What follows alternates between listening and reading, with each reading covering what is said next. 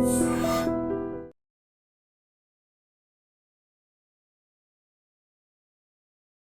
నమస్తే, welcome to iDream media. నేను మీ రొద్దం శ్రీనివాస్. ఇవాళ సినిమాను రాజకీయాలని వేరు చూసి చూడలేని ఒక పరిస్థితి ఉంది. సినిమాలకి రాజకీయాలకు మధ్య అవినాభావ సంబంధం రోజు రోజుకు పెరిగిపోతుందనే ఒక ఇది ఉంది. సో ఈ పరిస్థితుల్లో అసలు సినిమాలకు రాజకీయాలకు ఉన్న సంబంధం ఏంటి? సినిమాల ద్వారా రాజకీయాలను ప్రభావితం చేయొచ్చా, లేదా రాజకీయాల్లో సినిమాను వాడుకొని జనాన్ని ప్రభావితం చేయవచ్చా? ఇలాంటి అనేక అంశాలను మనతో మాట్లాడడానికి ప్రముఖ నిర్మాత తమ్మారెడ్డి భరద్వాజ గారు ఉన్నారు. సార్ నమస్తే. సార్ నమస్తే. సార్, ఇప్పుడు సినిమా రాజకీయం అనేది ఒక అవిభక్త కవలల్లాగా మారిపోతుంది ప్రస్తుతం సొసైటీలో. ఒక సినిమా ప్రొడ్యూసర్గా చెప్పండి సార్, అసలు ఈ సినిమా రాజకీయం అనేది కలిసిపోవడం అనేది సమాజానికి మంచి చేస్తుందా, చెడు చేస్తుందా? అంటే ఈ సమాజం సినిమానికి రాజకీయానికి కలపటం అనేది వచ్చే వ్యక్తి మీద ఆధారపడి ఉంటుంది. ఇప్పుడు ఎన్టీ రామారావు గారు, ఎంజీఆర్ గారు, జయలలిత గారు, ఇక్కడ రొనాల్డ్ రీగన్ గారు, వీళ్ళందరినీ చూసుకుంటే వాళ్ళ వ్యక్తిత్వం మీద ఆధారపడి ఉంటుంది తప్ప ప్రొఫెషన్ మీద ఆధారపడి ఉండదు. ఇదేమవుతుందంటే గ్లామర్ పనికి వస్తుంది వాళ్ళు తయారవటానికి, రాజకీయ నాయకులుగా తయారవటానికి, ఉద్యోగిస్తానికి వాళ్ళకి పనికి వస్తుంది తప్ప ఆ తర్వాత వాళ్ళు ఇచ్చే పెర్ఫార్మెన్స్, అంటే వాళ్ళు ప్రజలకి ఇచ్చే రిజల్ట్, గెలిపించిన తర్వాత వాళ్ళు చేసే పనులను బట్టి ఉంటారు. లేకపోతే చాలామంది వచ్చారు, వెళ్ళిపోయారు. అవును, అన్ని చోట్ల, అన్ని రాష్ట్రాల్లో. అవును సార్. అమితాబ్ బచ్చన్ దగ్గర నుంచి అందరూ ఓడిపోయారు. ఎన్టీ రామారావు కూడా ఓడిపోయారు. సో అది కాదు పాయింట్. ఏంటంటే వాళ్ళ పెర్ఫార్మెన్స్ ఎట్లా ఉంటుంది, వాళ్ళు మనకి ఇస్తున్నారు అనుకున్నది ఇచ్చారా లేదా, డెలివరీ చేశారా లేదా అనే దాని మీద ఆధారపడి ఉంటుంది. డెలివరీ చేస్తే ఉంటారు, లేకపోతే ఉండరు. సార్, ఒక ప్రొడ్యూసర్గా రాజకీయాలు, సినిమాలు, ఆ బంధాన్ని మీరు ఎట్లా డిఫైన్ చేస్తారు? ఏం లేదండి, రాజకీయ నాయకులు ఎక్కువగా సినిమా వాళ్ళని వాడుకోవటానికి ప్రయత్నం చేస్తూ ఉంటారు. ఎందుకంటే ఇవాళ మొదటి నుంచి కూడా జనం రావటం అనేది కొంచెం బిగినింగ్లో, స్వతంత్రం వచ్చిన కొత్తలో ఏంటంటే జనం వచ్చేవారు. పొలిటికల్ నాయకులకు కూడా ఎక్కువ మంది ఫ్యాన్స్ ఉండేవారు సార్. వాళ్ళు, ఎందుకంటే వాళ్ళు చేసిన త్యాగాలు కానీ, వాళ్ళు తెచ్చిన స్వతంత్రం మూలాన వాళ్ళకి సినిమా హీరోల కంటే వాళ్ళకి ఎక్కువ ఉండేది. పోగా ఏమైపోయిందంటే సినిమాలు పెరగటం, సినిమాలు రావటం, సినిమా హీరోలు రావటం, తరాలు మారటంతో సినిమా వాళ్ళ గ్లామర్ పెరిగింది. సో సినిమా వాళ్ళని పిలిస్తే మనకి ఫ్రీగా జనం వస్తారు అనే దాంతో సినిమా వాళ్ళని తీసుకురావటం మొదలెట్టారు. ఈ కొంతకాలం అయిపోయినాక డబ్బు లేకపోతే జనం రాని పరిస్థితి వచ్చిన కాడి నుంచి ఏం చేశారంటే ఎక్కువ సినిమా వాళ్ళని పిలవటం మొదలెట్టారు. సో ఎట్లాగూ మనం పిలుస్తున్నారు, మనం వెళ్తున్నాం కదా, మనం ఎందుకు రాజకీయ పార్టీలు పెట్టకూడదని వీళ్ళు తయారయ్యారు. బట్ వేరే పరిస్థితుల్లో ఎన్టీ రామారావు గారు కానీ, ఎంజీఆర్ గారు కానీ వేరే పరిస్థితుల్లో వచ్చారు. వాళ్ళు అలా ఎందుకో రావటం కాదు కానీ, ఏదో వాళ్ళు చేసిన సినిమాల్లో ఇన్స్పైర్ అయ్యారో ఏదో కానీ మొత్తానికి వచ్చారు. వచ్చినాక వాళ్ళ మార్పు చాలా కనపడింది. బిఫోర్ ఎంజీఆర్, ఆఫ్టర్ ఎంజీఆర్ లాగా తమిళనాడు, బిఫోర్ ఎన్టీఆర్, ఆఫ్టర్ ఎన్టీఆర్ లాగా తెలుగుదేశం, ఆంధ్ర రాష్ట్రాలు, తెలుగు రాష్ట్రాలు తేడా ఉందండి. ఓకే. సో వాళ్ళ ఆలోచన విధానంతో పార్టీలు నిలబడ్డాయి. అప్పుడు వాళ్ళు నిలబడ్డారు, వాళ్ళ పార్టీలు నిలబడ్డాయి.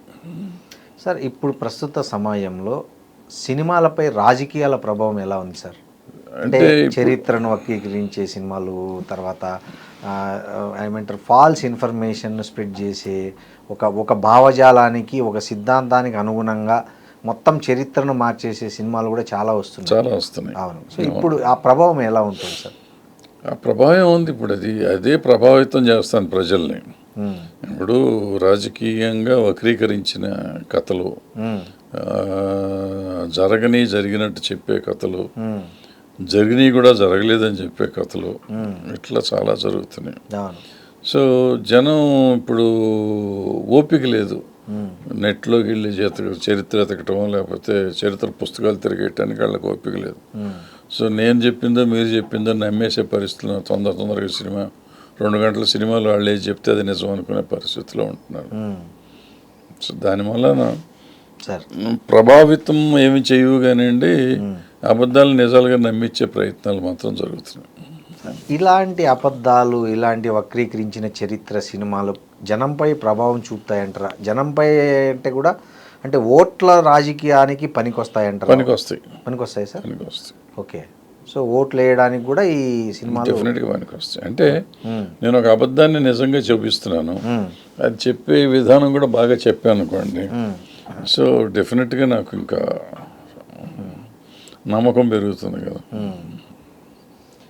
సో ఇప్పుడు మనం తమిళనాడు చూసాం, రీసెంట్గా గ్లామర్తో రాజకీయాలు లేకొచ్చి సక్సెస్ అయిన ఒక చరిత్ర సృష్టించిన విజయ్ది మనం తమిళనాడులో చూసాం సార్. అంటే కేవలం గ్లామరే అవసరమా రాజకీయాల్లోకి రావాలంటే? అంటే ఒక సామాన్య ప్రజల పట్ల చిత్తశుద్ధి చిత్తశుద్ధి కావాలండి. ఇప్పుడు అతను రాచాడంటే ఆల్రెడీ ఒక 15 ఏళ్ళ నుంచి 20 ఏళ్ళ నుంచో సామాజిక కార్యక్రమాలు వాళ్ళ ఫ్యాన్స్ అసోసియేషన్స్ ద్వారా చేస్తున్నాడు. అతను చేస్తా అతను ప్రజల్లోకి వెళ్ళాడు, ప్రజల్లోకి అతని పేరు వెళ్ళింది, అతను వెళ్ళాడు. కాబట్టి ఇవాళ ఎలక్షన్ పెడితే ఎలక్షనీరింగ్కి జనం దొరకకుండా అంటే మొత్తం అంత ఈజీ కాదు. ప్రతి ఊళ్ళోనూ వాళ్ళకి కోర్ కమిటీలు కావాలి. సో వీళ్ళందరినీ చేసుకున్నంటే అతను ఆల్రెడీ ఎప్పుడు 15-20 ఏళ్ళ నుంచి మొదలుపెట్టి ఉన్నది కాబట్టి ఇవాళ ఈజీగా గెలవగలిగాడు. మిగిలిన వాళ్ళు అయితే అంత ఈజీగా గెలవటం కష్టం. Okay sir. ఈ మధ్య ఇంకో ట్రెండ్ బాగా వస్తుంది సార్, పొలిటికల్కి సంబంధించి బయోపిక్లు వస్తున్నాయి. చాలామంది లీడర్లు అవి రకరకాల వ్యక్తులకు సంబంధించి బయోపిక్లు ఉంటాయి. సో ఈ బయోపిక్ల ట్రెండ్ అనేది రాజకీయంగా కలిసి వస్తుందా రాజకీయ పార్టీలకు, లేకపోతే అది ఒక పెట్టుబడి లాస్గా మిగిలిపోతుందా? అంటే ఈ బయోపిక్లన్నీ ఎక్కడ వస్తున్నాయి అంటే మీకు పొలిటికల్గా వాళ్ళ పార్టీలని డెవలప్ చేసుకోవడానికో వాళ్ళ పార్టీల నాయకుల్ని చూపిస్తానికో తీస్తున్నారు, కానీ పెద్దగా ఆడతారు సినిమాలు. 1 or 2 ఫిలిమ్స్ పెద్దగా ఉన్నాయి, కానీ ఇన్ జనరల్ మీరు తీసుకుంటే బయోపిక్స్ అన్నీ ఫ్లాప్లే. మెజారిటీ బయోపిక్లు అన్నీ ఫ్లాప్లే. ఇది హిట్ అయిన 1-2 సినిమాలు చెప్తున్నారు, కానీ 100లో వచ్చినాయి ఈ మధ్య, అన్నీ పోయినాయి. సో ఈ ఊరికి వేస్ట్. అంటే ఈ పొలిటికల్ పార్టీస్లో కానీ లేకపోతే కొంతమంది నాయకుల్ని మెప్పిస్తానికి కానీ కొంతమంది తీసే సినిమాలు అవన్నీ అంతే. అవి సొంత ఇమేజ్ పెంచుకోవడానికి, అంటే వీళ్ళు పెంచుకోవడానికో వీళ్ళ అవసరాలు తీర్చుకోవడానికో దేనికో తీస్తూ ఉంటారు. సార్ ఈ ఒక సినిమా నిర్దిష్టంగా ఒక రాజకీయ పార్టీకి అనుకూలంగా లేదా వ్యతిరేకంగా ఉన్నప్పుడు ఆ సినిమా జనాన్ని ఏ విధంగా ఆకట్టుకుంటుందంటారు? అంటే సినిమా తీసే విధానం అండి. సినిమాని ఎప్పుడైనా కానీ మీరు ఆ పర్టికులర్ పార్టీకి, ఇప్పుడు ఫర్ ఎగ్జాంపుల్ ఆ మధ్యకాలంలో మన తెలుగుదేశానికి అగైనెస్ట్గా కొన్ని సినిమాలు తీశారు. అవును, పెద్ద డైరెక్టర్లు పెద్ద ఇదిగానే తీశారు, ఆడలేదు థియేటర్లో. ఇప్పుడు ఉన్న ప్రభుత్వాలకి అనుకూలంగా కొన్ని సినిమాలు ఈ మధ్యకాలంలో వచ్చినాయి, సెన్సేషనల్ హిట్స్ అయినాయి. దురందరే ఎగ్జాంపుల్ అట్లా చేసి సూపర్ సెన్సేషనల్ హిట్ అయినాయి. ఈ నిజాల అబద్ధాల ఇవన్నీ లెక్కలు పెట్టుకుంటే ఇవన్నీ తర్వాత సంగతి. బట్ అంటే చెప్పిన విధానం, కథ చెప్పే విధానం కరెక్ట్గా ఉండాలి. కథ చెప్పే విధానం ఉంటే అది సినిమాగానే చూసేస్తారు. దాంతోపాటు ఆ ఇన్ఫ్లుయెన్స్ ఉంటుంది, సక్సెస్ఫుల్ సినిమా ఇన్ఫ్లుయెన్స్ డెఫినెట్గా ఉంటుంది జనం మీద. Okay sir. ఇంకోటి, ఈ మధ్య అంటే రాజకీయాలు ఎంతలాగా మారిపోయాయంటే సినిమాల ద్వారా కుల ప్రాంతీయ మధ్య చిచ్చు పెట్టే ప్రయత్నాలు కూడా చాలా జరిగాయి. అంటే మనం బాలీవుడ్లో కానీ మన దీంట్లో కానీ. సో ఇలాంటివి సమాజాన్ని రెండుగా చీలుస్తాయి కదా. మరి ఇట్లాంటి సినిమాలకి సెన్సార్షిప్ ఏమీ అడ్డుకట్ట వేయదా సార్ మామూలుగా? అంటే ఇప్పుడు మనం సెన్సార్ దగ్గరికి వచ్చేటప్పటికి ప్రభుత్వాలు సెన్సార్ని మెంబర్స్ని కానీ సెన్సార్ ఇది కానీ ఉద్యోగాలు కానీ ఇస్తారు. సో వాళ్ళు సాధ్యమైనంత వరకు ప్రభుత్వానికి అనుకూలంగానే ఉంటారు కదా. సో ప్రభుత్వానికి వ్యతిరేకంగా ఉంటే ఆపుతారు తప్ప ప్రభుత్వానికి ఫర్గా ఉండే మీరు చెప్పిన కారణాలు ఉన్నా కానీ పట్టించుకోరు. అది అపోజిషన్ వాళ్ళు చేస్తే డెఫినెట్గా కట్ అవుతాయి, వాళ్ళ పార్టీ వాళ్ళు చేస్తే కట్ అవ్వవు. అదే న్యూట్రల్ మనుషులు తెలియక చేసినా కానీ కట్ అవుతాయి. సో అక్కడ అంటే సెన్సార్షిప్లో పూర్తిగా రాజకీయ ప్రభావిత పోస్టులు కాబట్టి అక్కడ ఎవరైతే వాళ్ళకి ఆ పదవులు ఇచ్చింటారో వాళ్ళకు అనుకూలంగా ఉన్నవి సెన్సార్షిప్ ఉండవు. న్యాచురల్గా అంతే కదా సార్, ప్రభుత్వం ఉన్నప్పుడు ప్రభుత్వానికి అనుకూలంగా ఉన్నాయి, ప్రభుత్వానికి వ్యతిరేకంగా ఉన్న వాటిని ఆపుతారు. అది ఈ ప్రభుత్వం ఆ ప్రభుత్వం అనే ఉండదు, ఏ ప్రభుత్వం అయినా అట్లాగే ఉంటుంది. అంటే మీరు నాకు ఒక ఉద్యోగం ఇచ్చారు, మీకు అగెనెస్ట్గా నేను ఎందుకు వెళ్తాను? చెప్పరు. అవును, అంతే కదా వెళ్ళను సార్, కదా. కామన్. సో మీకు ఫర్గా ఏది వచ్చినా కానీ బాగుంది అంటాను, మీకు అగెనెస్ట్గా వస్తే వద్దయ్యా అంటాను. అవును, సింపుల్ అంతే. అవును సార్. సార్ ఇంకా కొన్ని సినిమాలు అంటే ఇంతదా కొన్ని దిగజారిన సినిమాలు కూడా చూసాం మనం చాలా మటుకు. అంటే వ్యక్తులను చాలా కించపరుస్తూ ఆ లీడర్లను, ఆ లీడర్ల ఆహార్యాన్ని వాళ్ళని గతంలో కూడా వచ్చాయి చాలా. అంటే ఎన్టీఆర్ గారి టైంలో కూడా కొన్ని సినిమాలు వచ్చాయని అంటే మీకు తెలిసి ఉంటుంది. సో ఇలాంటి సినిమాలను జనం ఆదరిస్తారా? మనం చూసాం, ఆదరించలేదు, అది ఒకటే ఆదరిస్తారు. అది నేను చెప్పాను, ఏదైనా కానీ మన సినిమా చెప్పే విధానం. అవును సార్. ఈ ద్వేషంతో తీసే సినిమాలు అంటే హడావిడిగా తీసేసి వాళ్ళని అల్లరి చేద్దాం అనుకుని చేసే సినిమాలు మేజర్గా సక్సెస్ అవ్వవు. ఇది ఒకటే తప్ప ఫ్లూక్లో అయితే అవ్వచ్చు కానీ, బట్ మేజర్గా ఎలక్షన్ ముందు వాళ్ళని బద్నాం చేద్దామని తీసే సినిమాలు ఉంటాయి, అవి వర్కౌట్ అవ్వవు. డబ్బులు దండగ తప్ప ఏముండదు ఏ పొలిటికల్ పార్టీకైనా. ఓకే.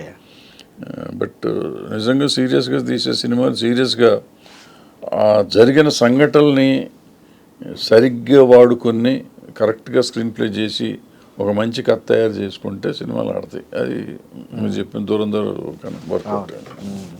సార్ ఇప్పుడు అంటే మన దేశంలో, మనం రాష్ట్రం వదిలేసి దేశానికి వెళ్దాం. మన దేశంలో కావచ్చు, మన రాష్ట్రాల్లో, తెలుగు రాష్ట్రాల్లో కావచ్చు, ఒక వ్యక్తికి ఎవరైతే అధికారంలో ఉన్న వ్యక్తులకు వ్యతిరేకంగా సినిమా తీసే స్వేచ్ఛ కానీ పరిస్థితులు కానీ దర్శకులకు, నిర్మాతలకు ఉంటున్నాయా సార్?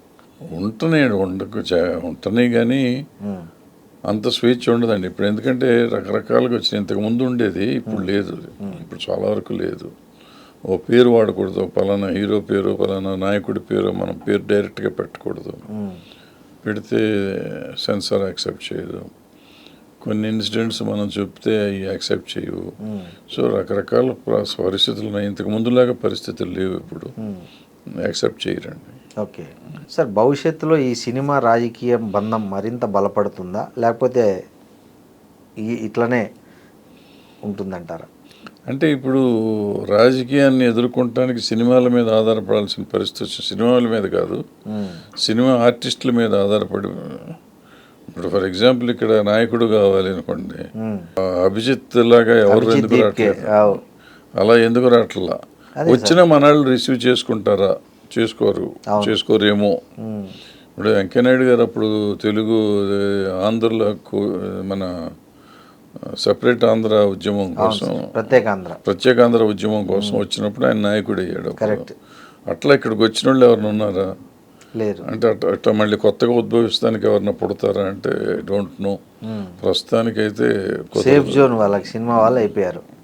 సో 10 మందిని పిలవగలిగేవాడు, 10 మందిని తీసుకురాగలిగేవాడు అంటే ఒక సినిమా యాక్టర్ అవుతాడు. ఇంకా సినిమా యాక్టర్లు అయితే బెటర్ కదా అని అందరం ఎత్తుకుతున్నాం. ఆయన నాయకత్వానికి పనికొస్తాడా పనికిరాడా అనే కంటే కూడా ముందు జనాన్ని తీసుకొస్తాడు, ఆయన చెప్పిన మాట మనం అందరం వినొచ్చు కదా అనే ఫీలింగ్లో కొంతమంది ఉంటారు. ఇక రకరకాలు. సో ప్లస్ యువకులు కావాలి. సో వీళ్ళైతే కొంచెం తొందరగా ఉంటారు. వేరే యువకుడిని మనం ఎతికి పట్టుకొస్తాం కూడా కష్టం అవుతుంది. సార్ అంటే మీరు చెప్తున్నట్టు తెలుగు రాష్ట్రాల్లో ముందు ముందు మరిన్ని కొత్త గ్లామర్తో కొత్త పార్టీలు రాబోతున్నాయంటారా? అంటే సినిమా నటులతో వస్తుంటే వాళ్ళు పెట్టే ఉద్దేశంలో ఉన్నారా లేరా అనేది నాకు తెలీదు. వాళ్ళు కావాలని కొంతమంది అనుకుంటున్న మాత్రం నాకు తెలుసు. అది మనం పేపర్లో మీడియాలో చూస్తున్నాం అంతే. అదే తప్ప నాకు. ఈ తమిళనాడులో కూడా బాగా విజయ్ గెలుపు తర్వాత చాలా మందికి ఆశ పుట్టినట్లుంది సార్. మేము లేదు, అంతకు ముందు చాలా మంది చేశారు కదండి. ఎవరు చేయలేదు, అందరూ చేశారు. అందరికి పార్టీలు ఉన్నాయి అక్కడ. పార్టీ లేని ఆర్టిస్ట్ ఎవరున్నారు అక్కడ? ఇప్పుడు ఇంక విజయ్ మిగిలాడు. ఇప్పుడు కొత్తగా వస్తే ధనుష్ అంటున్నారు. తర్వాత మన రజనీకాంత్ గారు భార్య కూడా మళ్ళీ ఏదో ఒక సంస్థ పెట్టి మళ్ళీ రాజకీయాల్లోకి రావాలనుకుంటున్నారు అని నేను అనుకుంటే ఎప్పుడు వచ్చేవాడిని అని కూడా ఆ మధ్య స్టేట్మెంట్ వచ్చినట్లు కూడా చదివాము. ఆయన వచ్చి 2 సార్లు 3 సార్లు అనౌన్స్ చేసి వెళ్ళిపోయాడు కదా. ఎందుకు సార్ ఎందుకు ఆయన అనౌన్స్ చేసి ఈ మధ్యకాలంలో ఆరోగ్యం బాగాలేదని మానేశాడు అన్నారు, మనకు తెలియదు. ఏదైనా మనకి డైరెక్ట్గా వాళ్ళ తర్వాత కాంటాక్ట్స్ లేవు కదా సార్. ఏ టీవీలు చూసి మాట్లాడతాం, ఆ గాలికూరలు మనం మాట్లాడుకోవటం ఎందుకు, ఆల్రెడీ వాళ్ళు చూసేసి ఉంటారు కదా. సో అట్లా అంటే విజయ్ సక్సెస్ ఫార్ములాను మీరు ఒక సినీ వర్గ వ్యక్తిగా ఎట్లా డిస్క్రైబ్ చేస్తారు సార్? అంటే తను ఎక్కడ సక్సెస్ అయ్యాడంటారు కరెక్ట్గా? ఏం లేదండి, అక్కడ వ్యాక్యూమ్ వచ్చిందండి. ఏఐడిఎంకే పార్టీ లేదు అక్కడ. జయలలిత గారు పోయినాక ఆ పార్టీకి దానికి ఒక మనుగడ లేదు. డిఎంకే కూడా కరుణానిధి గారు పోయినాక ఈయన స్టాలిన్ వచ్చేసాడు, ఆయన సింపతితో వచ్చాడు తప్ప ఆయన నిలబెట్టుకునే అంత జరగలే. ఏదో తేడాలు వచ్చినాయి అక్కడ. మొదట్లో చాలా బాగా చేస్తున్నాడు అనుకున్నారు, అన్నారు, కానీ తర్వాత ఎక్కడో మరి ఎందుకో ప్రజల్లో తేడా వచ్చింది. కొన్ని రాజకీయాలు చాలా విచిత్రంగా ఉంటాయండి. అట్లాగే ఆయన స్టాలిన్ అక్కడ మనం దూరం నుంచి చూస్తున్నాం. నాకు ఇళయరాజా గారు ఒకసారి వచ్చారు, మా అంతఃపురం సినిమా రికార్డింగ్స్కి వచ్చారు. వచ్చి ఎయిర్పోర్ట్ నుంచి ఇద్దరం కలిసి వస్తుంటే, ఎరా ఇక్కడ ముఖ్యమంత్రి ఎవరు, ఈసారి ఎలక్షన్ ఎవరు గెలిచారంటే కాంగ్రెస్ గెలిచారు సార్ అన్న. అదే చంద్రబాబు గారు ఓడిపోయాడా, ఆయనట్టు ఓడిపోతాడు రా అన్నాడు ఆయన. అంటే బయట రాష్ట్రం వాళ్ళకి అంత ఆశ్చర్యంగా ఉంటుంది. అట్లాగే ఇక్కడ కూర్చుని స్టాలిన్ ఇవన్నీ పేపర్లో టీవీలో చూసి స్టాలిన్ ఓడిపోడు అనుకుంటాం. కరెక్ట్. సో ఆయన అక్కడ వాళ్ళకి ఎలా ఉందో తెలియదు కదా మనకి. సో దాంతో ఆయన ఓడిపోయి ఉంటాడు. వేరే ఆల్టర్నేట్ కావాలి, అపోజిషన్ లేదు, ఇతను మనకి కావాల్సిన వాడు ఉన్నాడు, వచ్చేసి అంతే. సో దానికి తోడు జంజీ కూడా యాడ్ కావడము న్యాచురల్గా. అంటే యూత్ డెఫినెట్గా ఉంటారు కదా ఆర్టిస్ట్ వచ్చినప్పుడు. అంటే అతను ఆల్రెడీ కొన్ని పనులు చేసి ఉన్నాడు కదా, సోషల్గా ఉన్నారు కాబట్టి వాళ్ళందరూ రిలేట్ చేసుకున్నారు ఆయనకి. సార్ ఇది ఒక ప్రచారం ఉంది సార్, ఎవరైతే సినిమాల్లోకి రావాలనుకున్నారో వాళ్ళు చాలా ముందుగానే అన్ని స్వచ్ఛంద సంస్థలు అవి ఇవి పెట్టడము, సినిమాల్లో ఫెయిల్ అయితేనే వాటిని మూసేయడం జరుగుతుంది అంటారు. సినిమాలు ఫెయిల్ అయినాక అట్లా మూసేసిన సందర్భాలు ఉన్నాయి సార్? స్వచ్ఛంద సేవలను, రకరకాల రక్తదానాలు అవి ఇవి ఊరికేదో చెప్తూ ఉంటారు, అదేం లేదు. సో అవి యథావిధిగా నడుస్తున్నాయి సేవలు. అంటే ఎవరు ముందు వచ్చి పెట్టిన వాళ్ళు నాకు తెలిసినంత వరకు ముందు అవి పెట్టి తర్వాత సినిమాల్లోకి వచ్చిన వాళ్ళు ఎవరు లేరండి. సినిమాల్లోకి వచ్చినాక పెట్టినవి జరుగుతూనే ఉన్నాయి. ఓకే, ఎక్కడ సేవలకైతే అంతరాయం లేదు. కాకపోతే ముందు అంత ఉధృతంగా జరగట్లేదేమో కానీ లేదు, జరుగుతున్నాయి, అన్నీ బాగా జరుగుతున్నాయి. సార్ ఇప్పుడు మీరు ఈ మధ్య దేశంలో జరిగిన పరిణామాలను చూశారు. ముఖ్యంగా కాక్రోచ్ జనతా పార్టీ పుట్టడం, అది ఒక మీమ్స్తో మొదలైన ఒక పార్టీ ఇవాళ ఒక దేశ రాజకీయాలను శాసించే స్థాయికి పోయింది. అంటే ఒక ఆర్గనైజ్డ్ పార్టీలుగా ఉన్నటువంటి కమ్యూనిస్ట్ పార్టీలు కానీ, కాంగ్రెస్ పార్టీ కానీ, సో ఇలాంటి పార్టీలు చూపించని ఎఫెక్టుని, తీవ్రతని ఒక సోషల్ మీడియాలో పుట్టిన పార్టీ చూపించగలిగింది. దీని నుంచి రాజకీయాలు నాయకులు కానీ, రాజకీయ పార్టీలు కానీ ఏం నేర్చుకోవాలంటారు అసలు? ఏం నేర్చుకోవటం ఏం లేదండి, నేర్చుకోవటం చాలా నేర్చుకోవాలి. ఒకటేంటంటే సమస్యల కోసం మాట్లాడతాం నేర్చుకోవాలి. వీళ్ళు అన్ని పార్టీలు వాళ్ళ ఏమైపోయిందంటే ఎదుటి వాళ్ళని తిడతాం తప్ప వేరే లేదు. బ్లేమ్ గేమ్ ఒకటి, లేకపోతే కులమో మతం మాట్లాడతాం తప్ప మనకేంటి, మన సమస్య ఏంటి, ఊళ్ళో ఇవాళ సమస్య ఏంటి, ప్రజల సమస్యలు ఏంటి, సమస్యల గురించి మాట్లాడతాం తక్కువైపోయి సమస్యను కూడా దాన్ని ఏదో చేద్దామని ఆలోచిస్తూ ఉంటేసరికి మీకు ఇదైపోతాను, తేడా వచ్చేస్తాను. ఇక్కడ కాక్రోచ్ జనతా పార్టీ ఒకటే సమస్య మాట్లాడింది, సమస్యకి దానికి వచ్చిన వాళ్ళకి ఏదో వచ్చిన పరిష్కారం కూడా చెప్పారు. చాలా సింపుల్ ఇష్యూ వాళ్ళు అడిగింది, అండ్ అది ఇవాళ బర్నింగ్ ఇష్యూ. కరెక్ట్. ఆ బర్నింగ్ ఇష్యూని అడిగేసరికి చిన్న పిల్లలందరూ దానికి స్పందించారు, కనెక్ట్ అయ్యారు. పిల్లలు ఎప్పుడైతే స్పందించారో పిల్లల తల్లిదండ్రులు కూడా స్పందించారు. సో దేశం అంతా ఒక కలకలం వచ్చింది. ఏ టైము ఇది కరెక్ట్గా ఇప్పుడు ఉన్న రూలింగ్ పార్టీ మీద ఒక రకమైన అసంతృప్తి ఉన్న టైంలో వచ్చింది ఇదంతా. అపోజిషన్ పార్టీ మీద నమ్మకం లేని టైంలో వచ్చింది ఇదంతా. రూలింగ్ పార్టీ మీద నమ్మకం లేదు, అపోజిషన్ పార్టీ మీద నమ్మకం లేదు. ఎవరో ఒకళ్ళు దీన్ని కాపాడరు, ఎవరో వస్తారు, ఎవరు చేస్తారు అనుకుంటారు, కానీ ఎవరో వచ్చారు చేస్తారని ఆశ పుట్టింది, మొత్తం స్పందించారు. ఆ స్పందన పెద్ద అద్భుతం అయిపోయింది, అది ఒక మిరాకిల్ జరిగిపోయింది. ఇంకోటి సార్, ఇక్కడ బాగా సోషల్ మీడియాలో ఒక ప్రచారం జరుగుతుంది సినిమా నటుల మీద, చాలామంది మీద. గత ప్రభుత్వ హయాంలో చాలా విషయాల మీద నోరెత్తిన చాలా ప్రముఖ నటులు కావచ్చు, హీరోలు కావచ్చు, చాలామంది ఇప్పుడు ఎందుకు నోరు కట్టేసుకున్నారు, ఎందుకు మాట్లాడడం లేదు? ఎంత పెద్ద సమస్య వచ్చినా, ఎంత పెద్ద ఇప్పుడు 21 మంది ఆత్మహత్య చేసుకుంటే నీట్ పేపర్ లీక్ అయ్యి దాని మీద కనీసము ఒక చిన్న మాట మాట్లాడేంత దుస్థితిలో ఎందుకు సినీ పరిశ్రమ ఉంది అని ఒక చర్చ నడుస్తుంది సార్. ఇప్పుడు సినీ పరిశ్రమ అన్నారు, అంబానీ గారు ఏమన్నా మాట్లాడారా? టాటా మాట్లాడారా? బిర్లాలు మాట్లాడారా? వాళ్ళ వ్యాపారం మీ వ్యాపారం కాదా? కానీ గతంలో మాట్లాడారు కదా సార్. ఎప్పుడు మాట్లాడలేదు. గతంలో మన్మోహన్ సింగ్ డాలర్ విలువ పెరిగింది, డీజిల్ పెట్రోల్ రేట్లు పెరిగిపోయాయి. ఎవరు మాట్లాడారు? అమితాబ్ బచ్చన్ మాట్లాడాడు సార్. అప్పుడు ఆయన రాజకీయాల్లో ఉన్నాడు. ఎన్టీ రామారావు గారు రాజకీయాలు ఉన్నారు, ఎంజీఆర్ రాజకీయాలు ఉన్నారు, జయలలిత రాజకీయాల్లో ఉన్నారు. రాజకీయాలు ఉన్నప్పుడు మాట్లాడారు. ఇప్పుడు పవన్ కళ్యాణ్ గారు మాట్లాడుతూ ఉంటారు కదా. కానీ నీటి మీద ఎప్పుడు మాట్లాడలేదు. నీటి మీద మాట్లాడాలి. ఆయనకి వాళ్ళ పార్టీకి అగెనిస్ట్గా ఆయన ఎందుకు మాట్లాడతారు? ఇక్కడ ప్రాబ్లం ఏంటంటే సార్, పొలిటికల్ పార్టీతో ఇన్వాల్వ్మెంట్ ఉంటే తప్ప వీళ్ళు ఎవరు మాట్లాడరు, ఎప్పుడు మాట్లాడరు. మనం ఎందుకు అనవసరంగా సినిమా యాక్టర్లని మాట్లాడతాం? నేను అడిగిన పేర్లు వాళ్ళు దేశంలో ఇంపార్టెంట్ పీపుల్ కదా. అవును, దేశంలో అంబానీ అదానీలు అయితే మొత్తం సగం దేశం అంతా వాళ్ళ కంట్రోల్లో ఉంది. మరి వాళ్ళు ఎందుకు మాట్లాడతల్లా? వాళ్ళని ఎందుకు అడగట్లే ఎవరు? కరెక్టే. ప్రభాస్ గారు మాట్లాడలేదు, పవన్ కళ్యాణ్ గారు మాట్లాడలేదు, లేకపోతే మహేష్ బాబు మాట్లాడలేదు అని మీరు అడుగుతున్నారు. వీళ్ళు చాలా చిన్నోళ్ళు, ప్రాంతీయ భాషల్లో నటించే నటులు వీళ్ళు. మీరు భారతదేశాన్ని ఏళ్తున్న వాళ్ళు ఆల్మోస్ట్. అటువంటి వాళ్ళు ఎందుకు స్పందించట్లేదు? కానీ వీళ్ళని జనం హీరోలు అనుకుంటున్నారు. హీరోలు అనుకుంటున్నారు సార్. వాళ్ళు ఆల్రెడీ హీరోలు అయిపోయారు. మొత్తం దేశం వాళ్ళ చేతుల్లో ఉంది కదా. అంటే వాళ్ళు తప్ప వీళ్ళు తప్ప, వీళ్ళు రైట్ వాళ్ళు రైటే కాదు సార్. ఇది ఒక రాజకీయమైన విషయం. నాకు తెలీదు అసలు నీట్ అంటే ఏంటో నాకు తెలీదు. నేను ఇది డ్రామా లాగా ఉంటుందండి. నిజంగా మీరు మాట్లాడలేదు అంటున్నారండి సినిమా యాక్టర్లు. సినిమా యాక్టర్లు మాట్లాడతా మొదలెట్టారు అనుకుందాం. నీకు ఏం తెలుసు అయ్యా అని అడిగాడు అనుకోండి, మీలాంటి తెలియగలడు. నాకు ఏం తెలుసు? అతనికి నీట్ ఎందుకు పెట్టారో తెలీదు. అతనికి ఎందుకు నాకే తెలియదు నీట్ ఎందుకు పెడుతున్నారు. ఇప్పుడు మేము చదువుకునే రోజుల్లో మేము 12th క్లాస్ పాస్ అయిపోతే మేము వెళ్ళి ఇంజనీరింగ్ కాలేజ్ అప్లై చేస్తే మాకు వచ్చింది. నేను ఇంజనీరింగ్ చేశాను. ఇప్పుడు అది కాకుండా మధ్యలో ఏదో కొత్తగా ఎంసెట్ అని పెట్టారు, నీట్ అని పెట్టారు, ఇటువంటివన్నీ పెట్టారు. మెడికల్ కాలేజ్ అయినా ఇంజనీరింగ్ కాలేజ్ అయినా అట్లాగే వెళ్ళేవాళ్ళం. ఈ మధ్యలో ఎందుకు పెట్టారు? మరి ఈ ఎగ్జామ్ ఏంటి? ఓ ప్రశ్న ఎవరిని వేయాలి కదా. నేను 10th class 12th class metric ఏమంటారు దాన్ని, పియూసీఓ పాస్ అయిపోయినాక మళ్ళీ ఎందుకు నేను టెస్ట్ రాయాలి? మాకు ఎంట్రన్స్ పెట్టుకోండి. ఏ కాలేజ్కి ఆ కాలేజీలో ఎంట్రన్స్ పెడతారో ఏదో చేస్తారో చూసుకోండి. నా మార్కులు పెట్టి నాకు ఇచ్చేయాలి కదా. మళ్ళీ ఇంకో టెస్ట్ పెడితే, ఫర్ ఎగ్జాంపుల్ సార్, నేను ఫస్ట్ క్లాస్లో పాస్ అయ్యాను, మెరిట్లో పాస్ అయ్యాను. ఇప్పుడు మీరు టెస్ట్ పెడితే ఆ టెస్ట్కి నేను ఆ టైంకి ప్రిపేర్ అవ్వలేకపోతే ఫెయిల్ అయినోడికేమో ఫస్ట్ ర్యాంక్ వస్తుంది, మెరిట్ వచ్చినోడికి లాస్ట్ ర్యాంక్ వస్తుంది.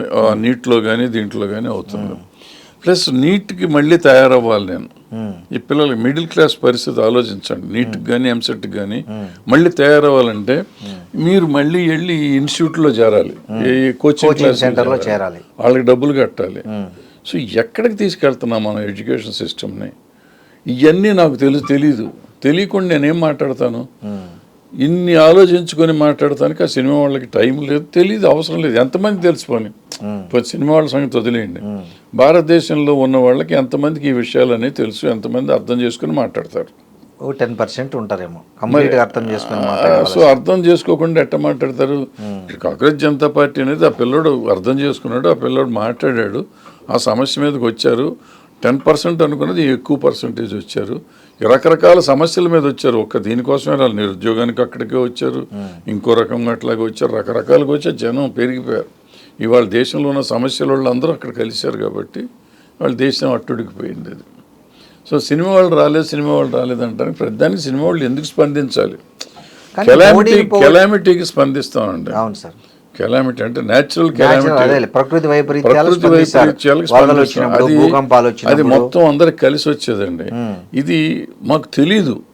మాకే కాదు, ఈ దేశంలో సమాజం ఇప్పుడు మీరు అడిగిన 21 మంది చచ్చిపోయినందుకు ప్రభుత్వం స్పందించాలి. ఎందుకు ప్రభుత్వాలు స్పందించలేదు? స్పందించాల్సింది రాజకీయ నాయకులు. అవును, వాళ్ళు ఎందుకు స్పందించలేదు? వాళ్ళు స్పందించట్లా, వాళ్ళని అడగట్లా. మనం సినిమా యాక్టర్లు ఎక్కడో ఏదో పని చేసుకుంటే వాళ్ళకి ఏమీ తెలియని వాళ్ళని వచ్చి నువ్వెందుకు స్పందించలేదని అడుగుతున్నావు.